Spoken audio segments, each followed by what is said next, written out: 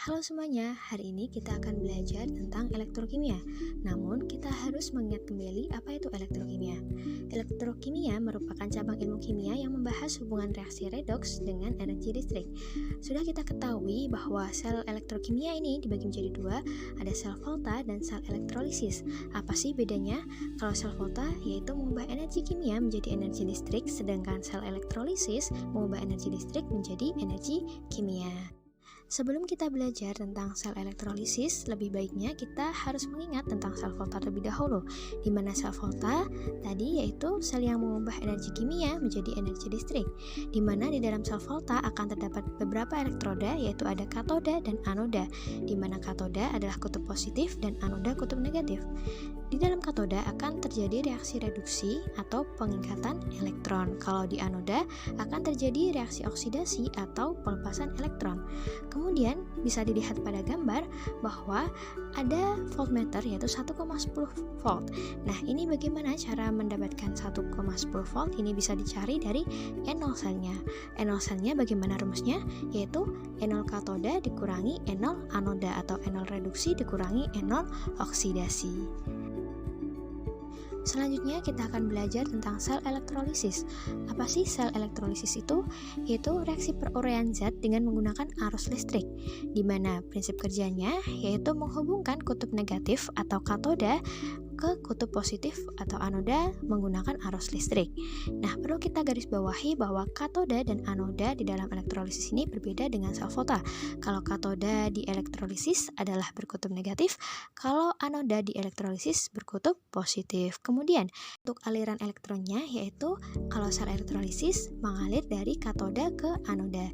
Bisa kita lihat dan kita ingat-ingat untuk cara menghafalnya yaitu ada KNAP, katoda negatif, anoda positif atau kare anoks, katoda reduksi, anoda oksidasi. Selanjutnya kita akan memperhatikan gambar tentang aplikasi dari sel elektrolisis, yakni di sini ada penyembuhan logam, di mana sendok logam besi ingin dilapisi dengan logam perak. Nah, di sini prosesnya yaitu logam Ag yang akan teroksidasi menjadi ion Ag+, di mana ion Ag+ yang terbentuk akan bergerak menuju katoda. Di katoda ini ion Ag+ akan tereduksi menjadi logamnya yang akan melapisi sendok logam besinya. Nah, ini bisa kita lihat bahwa sendok besi ini adalah menjadi katoda, kemudian Ag-nya atau ion Ag+ itu akan menjadi anoda seperti itu. Kemudian ada perbedaan yang sangat signifikan dan bersamaan juga antara sel volta dan sel elektrolisis, di mana persamaannya yaitu memiliki dua elektroda, anoda dan katoda. Kemudian anoda ada terjadi oksidasi, kemudian kalau katoda terjadi reduksi. Kemudian perbedaannya, kalau sel volta terjadi reaksi secara spontan, kalau sel elektrolisis terjadi secara tidak spontan. Kemudian contohnya pada sel volta ini ada aki, baterai kering, baterai nikel CD, dan lain-lain. Kemudian kalau sel elektrolisis adalah pemurnian logam, penyembuhan logam, dan lain sebagainya.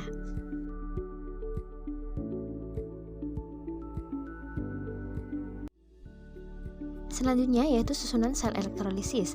Nah, di sini diketahui adanya gambar lelehan NaCl, di mana prosesnya yaitu yang pertama harus dialirkan terlebih dahulu arus listrik searah.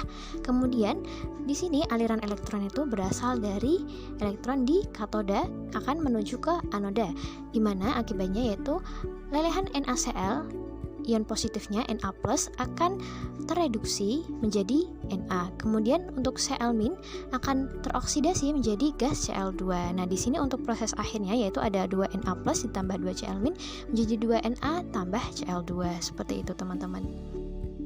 Kemudian untuk reaksi-reaksi elektrolisis, yaitu yang pertama yang harus diperhatikan adalah reaksi di katodanya. Yang harus diperhatikan itu apakah senyawanya berupa larutan atau leburan, dan kemudian katoda itu harus terjadi atau jenis ionnya harus positif. Nah, yang pertama yaitu jika senyawanya itu larutan mengandung ion positif dari logam aktif 1A, 2A, Al3+ dan Mn2+, akan K-nya itu tereduksi menjadi 2H2O tambah 2E menjadi 2OH- tambah gas H2.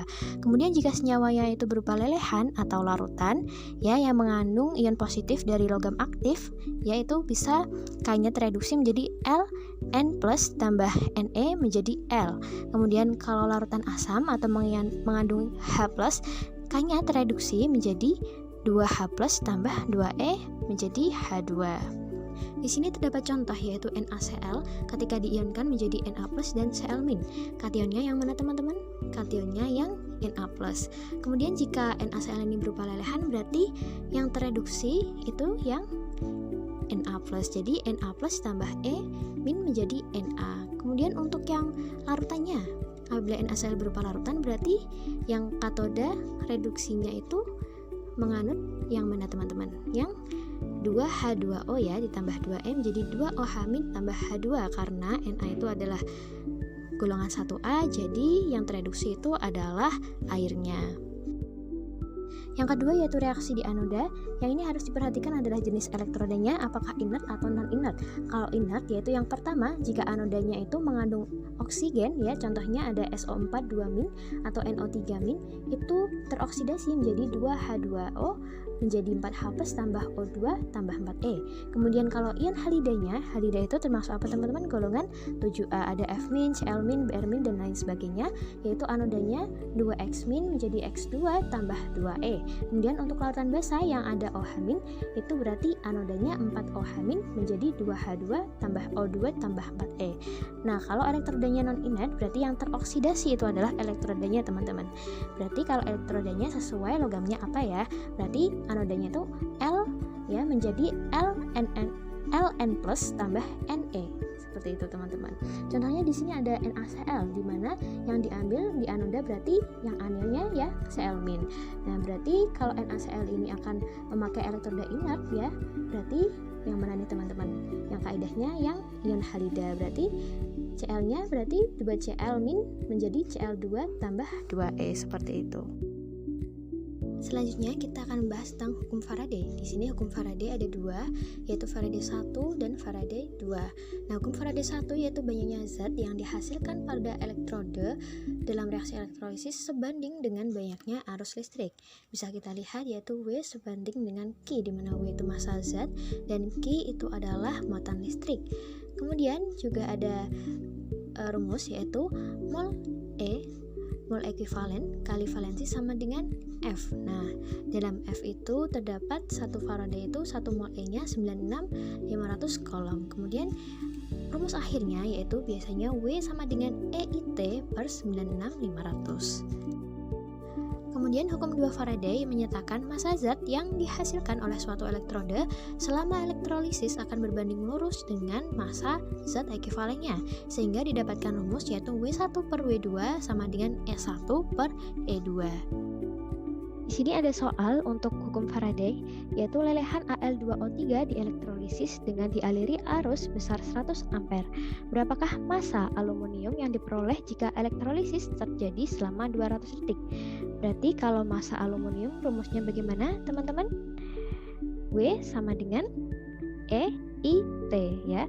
W sama dengan E kali I kali T, di mana E ini adalah apa teman-teman?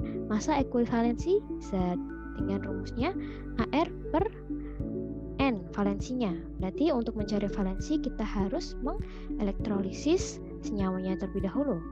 Nah, berarti ini adalah lelehan Al2O3. Berarti untuk ionisasinya Al3+ tambah O2-. Nah, di sini kita bisa tahu ya, ini adalah kationnya, ini adalah anilnya. Berarti reaksi di katodanya bagaimana? Ini adalah lelehan, berarti reaksi di katodanya adalah Al3+ tambah 3E menjadi Al. Kemudian di anodanya bagaimana? Di anodanya yaitu 2O2- menjadi O2 tambah 4E. Untuk reaksi akhir redoks, apakah ini sudah setara teman-teman? Ini ada 3E, ini 4E, berarti belum setara ya. Berarti ini dikalikan 4, ini dikalikan 3. Berarti reaksi akhirnya adalah mana teman-teman? 4 Al3+ tambah 12E menjadi 4 Al. Kemudian 6 O2- menjadi 6 O2 tambah 12E. Nah, ini bisa dicoret-coret ya. Nah, bisa dicoret-coret. Kemudian hasil akhirnya yaitu 4Al3+ tambah 6O2- menjadi 6O2 tambah 4Al. Nah, berarti kalau elektron valensi Al-nya berapa? Elektron valensi Al-nya bisa dilihat dari sini, teman-teman. Nah, di sini Al itu 3+, berarti elektron valensinya adalah 3 ya. Berarti gimana nih rumusnya? W sama dengan AN-nya berapa? 27 dibagi 3 dikalikan I-nya 100 ampere, kemudian dikalikan 200 detik. Nah, berarti hasilnya adalah 1865 gram. Di sini ada soal nih, teman-teman. Bisa dibaca terlebih dahulu. Ada elektrolisis 2 liter larutan NaCl 0,2 molar berlangsung menurut reaksi sebagai berikut ya. Jika muatan listrik sebesar 0,02 Faraday dialirkan dalam katoda larutan tersebut, maka nilai pH larutan setelah elektrolisis adalah, berarti kita harus mengetahui nilai pH-nya ya. Nah, berarti di sini kita harus tahu ada 0,0 Faraday berarti berkaitan dengan mol ekuivalen. Nah, kemudian di sini kita harus yang pertama mengelektrolisisnya terlebih dahulu. Ini adalah larutan NaCl. Berarti kalau larutan NaCl, berarti Na+ ya, ionisasinya tambah Cl-. Berarti yang katodanya itu yang tereduksi adalah airnya, berarti 2H2O tambah 2E menjadi 2OH- tambah H2 tambah Cl2. Kemudian untuk anodanya yaitu Cl ya, berarti halogen 2Cl- menjadi Cl2 tambah 2E. Nah, untuk hasil akhirnya apakah sudah setara nih, teman-teman? Ada 2E berarti menjadi 2H2O tambah 2Cl- ya, menjadi 2OH- tambah H2 tambah 2Cl2 ya, 2Cl2 seperti ini. Nah, kemudian di sini adalah kita mencari pH-nya. Kalau pH itu berarti rumusnya pH bagaimana, teman-teman? Min log H+. Nah, berarti kita juga membutuhkan adalah molaritas. Nah, molaritas itu rumusnya apa, teman-teman? Mol dibagi volume. Nah, di sini berarti molnya berapa ya? Nah, molnya ini bisa didapat dari Faraday. Nah, bisa diingat-ingat kalau Faraday itu sama dengan mol ekuivalen. Nah, bagaimana cara menentukannya? Ini bisa dilihat dari valensinya, teman-teman. Nah, misal ini, di sini valensi atau muatannya yang sebelah kiri adalah -2. Di sini OH- berarti -1 karena valensinya 2 berarti -2.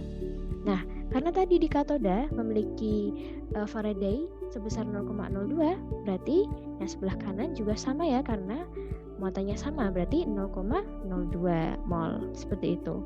Nah, berarti di sini bisa kita cari molaritasnya, berarti M sama dengan N/V. Berarti 0,02 dibagi 2, berarti M-nya ketemu 0,01. Nah, karena ini adalah punyanya OH, jadi yang dicari adalah POH, teman-teman. Jadi min log OH min ya, berarti min log 0,01, berarti POH-nya berapa, teman-teman? Adalah 2 ya. Kemudian di sini adalah diminta pH-nya, berarti pH sama dengan 14 kurangi POH. 14 kurangi 2 sama dengan 12. Nah, hasil akhirnya yaitu pH yang ditemukan adalah 12. Di sini terdapat soal yaitu pada elektrolisis larutan Na2SO4 encer di anoda terjadi oksidasi air. Bila digunakan muatan listrik sebesar 24125 kolon dan 1 F-nya itu 96500 kolom per mol elektron, maka volume gas O2 yang terbentuk adalah berapa? Nah, di sini kita bisa menuliskan rumus-rumusnya terlebih dahulu ya. Dimana di sini ada muatan listrik, berarti Q. Q itu rumusnya F kali mu-nya, berarti 96500. Nah, untuk F-nya itu adalah mol elektron. Mol ekuivalen maksudnya. Berarti mol ekuivalen kali valensi sama dengan F. Nah, di sini bisa kelihatan ya untuk rumusnya. Nah, kemudian untuk volume gasnya berapa? Volume STP-nya. Volume STP itu adalah 22,4 kali N. Nah, berarti di sini kita harus mencari N-nya kemudian mencari valensinya ya, kemudian mencari F-nya. Nah, untuk itu kita harus terlebih dahulu untuk mengelektrolisis larutan Na2SO4. Jadi kalau larutan Na2SO4 itu bagaimana teman-teman? Untuk katodanya yaitu yang tereduksi adalah airnya, berarti 2H2O tambah 2E jadi 2OH- tambah H2. Kemudian untuk anodanya adalah 2H2O ya, yang teroksidasi itu juga air. Menjadi 4H+ tambah O2 tambah 4E. Apakah ini sudah setara? Belum ya, ini karena 2E, ini adalah 4E, kemudian ini dikali 2 dan dikali 1, seperti itu. Kemudian hasilnya 4H2O tambah 4E menjadi 4OH- tambah 2H2. Kemudian untuk anodanya itu adalah 2H2O menjadi 4H+ tambah O2 tambah 4E. Berarti ini bisa dicoret-coret ya teman-teman. Untuk hasil akhirnya adalah 6H2O menjadi 4OH- tambah ini 4 ya, 4H+, 4OH- tambah 4H+ tambah 2H2 tambah O2. Nah, di sini sudah diketahui O2, berarti valensinya berapa kalau O2 itu? Valensinya adalah 4 ya, karena O2 itu memiliki muatan -2 ya, karena O-nya 2 berarti dikali 2 berarti valensinya adalah 4. Nah, berarti sudah diketahui valensinya 4. Nah, kemudian bagaimana cara mencari F-nya? Nah, ini sudah diketahui ya, karena Q sudah diketahui, kita langsung turunkan. Dimana Q itu Q sama dengan F kali 96.500. Berarti 24.125 C ya. Kemudian sama dengan F. Berarti ini langsung dipindah ruas, berarti dibagi 96.500. Dengan hasilnya adalah F sama dengan berapa teman-teman? 0,25. Nah, kemudian dari sini nanti langsung bisa dicari molnya. Nah, kemudian bisa dicari molnya ya, kita turunkan. Dimana mol ekuivalen kali valensinya berapa tadi? 4 sama dengan F-nya 0,25 ya. Ini 0,25 teman-teman. Berarti mol ekuivalennya berarti 0,25 dibagi 4. Hasilnya adalah 0,0625 mol. Mol ini adalah punyanya O ya. Berarti kalau punyanya O langsung dimasukin ke VSTP-nya. Berarti VSTP 22,4 dikali N-nya, berarti 22,4 dikali 0,625. Hasilnya adalah 1,4 liter teman-teman. Seperti itu. Baik, cukup sekian pembelajaran untuk hari ini. Semoga bermanfaat. Terima kasih.